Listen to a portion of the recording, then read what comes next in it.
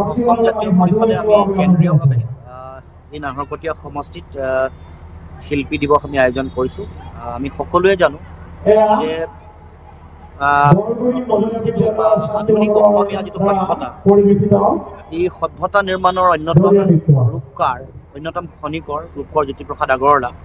গতিকে জ্যোতিপ্ৰসাদ আগৰৱালাৰ তেখেতৰ পবিত্ৰ স্মৃতিত আমি এই দিৱসটি আয়োজন কৰি এই মহান শিল্পীগৰাকীৰ, মহান জননেতাগৰাকীৰ, যিগৰাকীয়ে আধুনিক অসমীয়া সভ্যতাৰ অন্যতম খনিকৰ আছিল, তেওঁৰ আদৰ্শ, তেওঁৰ চিন্তা, তেওঁৰ দৰ্শনসমূহ আমি যুগুমীয়া কৰি ৰাখিব খুজিছোঁ। আৰু আমাৰ যিসকল উঠি অহা নতুন প্ৰজন্মৰ ছাত্ৰ ছাত্ৰী আছে, যুৱক যুৱতী আছে, তেওঁলোকৰ মাজত তেওঁৰ যিটো মহান আদৰ্শ আছিল, য'ত অসমৰ প্ৰতিটো জাতি জনগোষ্ঠী ভাষা ভাষী ধৰ্মাৱলম্বী লোকৰ মাজত সমন্বয়ৰ কথা আছে, য'ত অসমীয়া মানুহে নিজৰ যিটো বিশ্বজনীন যিটো যাত্ৰা, পৃথিৱীৰ বুকুত অসমীয়া মানুহৰ আত্মপৰিচয়ৰ যিটো চিন্তা, যাৰ লগত সংস্কৃতি, সাহিত্য, আমাৰ চিন্তা চেতনা, আমাৰ আধ্যাত্মিকতা, মহাপুৰুষ শ্ৰীমন্ত শংকৰদেৱ মাধৱদেৱৰ আদৰ্শ, সকলো চাউলুং চুকাফাই দি থৈ যোৱা সমাজ, এইবোৰৰ কথা, ইয়াৰ সমাজ চেতনা আদৰ্শ জড়িত হৈ আছে, এইবোৰ যাতে লৈ যাব পাৰোঁ বা মানুহৰ মাজত বিলাব পাৰোঁ, তাৰ মানসেৰে আমি এই শিল্পী দিৱস আয়োজন কৰিছোঁ। আৰু এই সময়ত জ্যোতিপ্ৰসাদৰ চিন্তা আদৰ্শ অতি প্ৰাসংগিক। যি সময়ত সাম্প্ৰদায়িকতাৰ যোগেদি সমাজখন বিপন্ন কৰিব খোজা হৈছে, মানুহক বিভাজন কৰিব খুজিছে, জাতৰ নামত, গোষ্ঠীৰ নামত জাত পাতৰ সৃষ্টি কৰিব খুজিছে, আৰু ধৰ্মৰ ভিত্তিত সমাজ ভাঙি বিভাজন সংকীৰ্ণতাৰ যোগেদি এখন ঘৃণা মানুহৰ মাজত সিঁচি দি অসমীয়া সমাজ আৰু সভ্যতাক বিপন্ন কৰিবলৈ এটা শক্তি উঠি পৰি লাগিছে। গতিকে সেই শক্তিক প্ৰতিহত কৰিবৰ কাৰণে জ্যোতিপ্ৰসাদৰ যি আদৰ্শ, সেই আদৰ্শ সকলোৱে হৃদয় স্থাপন কৰিব লাগিব। আমি সকলোৱে জানো এগৰাকী সমাজ সংস্কাৰক, এগৰাকী অতি 40টা বছৰ প্ৰখণ্ডহে তেওঁ মানে সৃষ্টিৰ কৰ্মত ব্ৰতী হ'বলৈ পালে।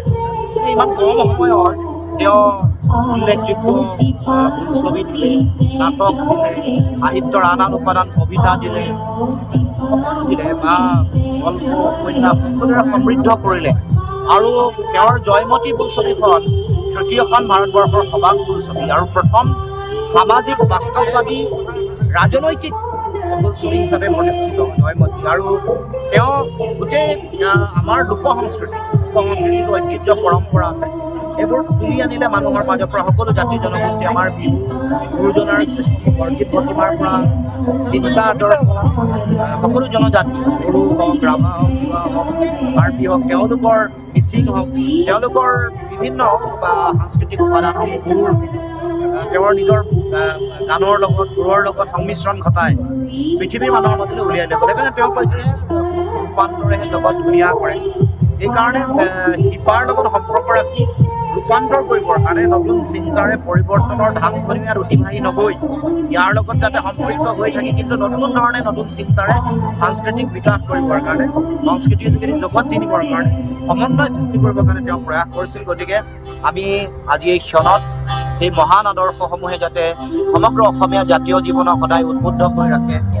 আমি যেতিয়ালৈকে অসমীয়া জাতীয় জীৱনৰ এই যিটো সমন্বয়ৰ ঐতিহাসিক চেতনাটো যেতিয়ালৈকে থাকিব, তেতিয়ালৈকে ৰূপৰ জ্যোতিপ্ৰসাদ আগৰৱালাৰ তেওঁৰ চিন্তা আদৰ্শ ত্যাগ আমাৰ সকলোৰে মাজত সজীৱ হৈ থাকিব।